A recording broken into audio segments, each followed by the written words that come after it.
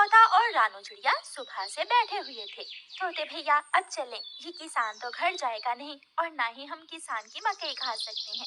रानू चिड़िया, लेकिन वो कालू कौवा कैसे हर रोज किसान की मकई ले जाता है?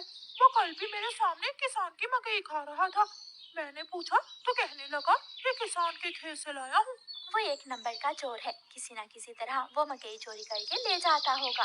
किसान खेत में काम कर रहा था और चिड़िया और तोता बिना मकई खाए ही जंगल वापस चले जाते हैं। हाँ भी तोते और चिड़िया, बताओ क्या आज तुमने किसान के खेत से मकई खाई है? ना ना, हम तो सुबह से दोपहर तक पेड़ पर बैठे रहे, लेकिन वो किसान है कि घर गया ही नहीं और हम थक हार कर बिना मकई खाए ही जंगल लौट आए। मैं तो जा रहा हूँ, पेट भर मकई खाऊंगा भी और अपने साथ भी लेकर आऊंगा।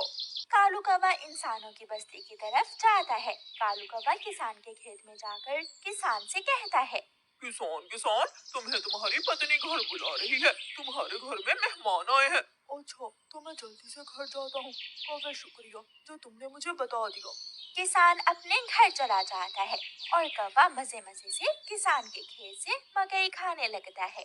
नहीं, मैंने तो आपको नहीं बुलाया। क्या मेहमान नहीं आए थे? तो फिर उस काले कौवे ने मुझसे झूठ क्यों बोला? कौवा झूठा है, मैंने तो उसे नहीं भेजा।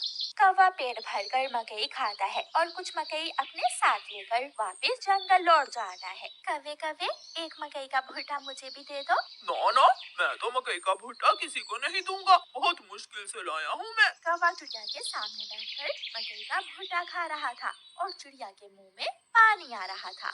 दूसरे दिन कौवा फिर से किसान के खेत में जाता है और किसान से कहता है, किसान किसान, मैं अभी अभी तुम्हारे घर से आया हूँ, तुम्हारे बेटे को तेज बुखार है, जल्दी से घर जाओ। कौवे की बात सुनकर किसान घबरा जाता है और कुछ सोचे बिना अपने घर भाग जाता है और कौवा मजे से मकई खाने लगता है।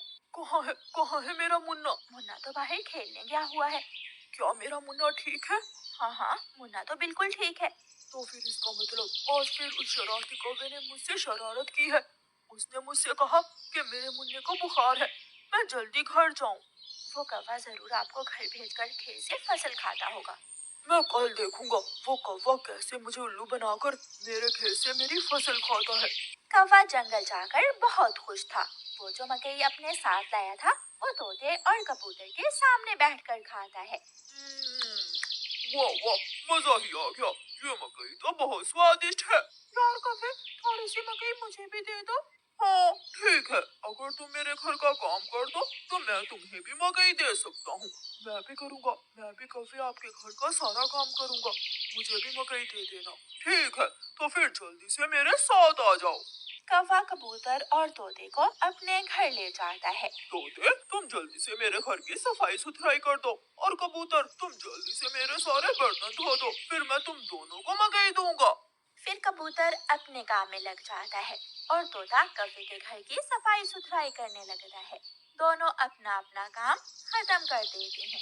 कौवे, मैंने काम कर दिया है, अब मुझे मकई दे दो। मैंने भी काम कर लिया है, मुझे भी मकई दो।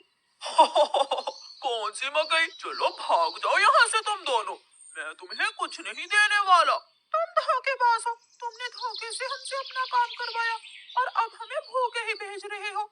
कबूतर और तोता वहाँ से चले जाते हैं। कौवा हर रोज की तरह अगले दिन भी किसान को पागल बनाने के लिए किसान के खेत में चला जाता है।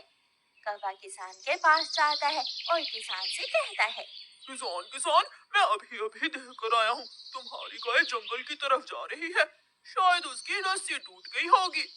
मेरी गाय को तो शेर खा जाएगा। कौवे, मैं जल्दी से जाकर अपनी गाय को बचाता हूँ। किसान वहाँ से जाता है, लेकिन आज किसान थोड़ी दूर जाकर पेड़ के पीछे छुप जाता है। कौवा किसान के खेत में जाकर मकई खाने लगता है। तो ये कौवे का बच्चा इसलिए मुझे हर रोज किसी न किसी तरह खेत से भेज देता है।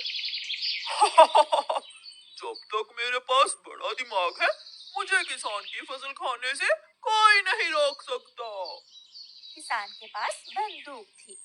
किसान बंदूक चलाता है और गोली सीधी जाकर कौवे की टांग पर लगती है।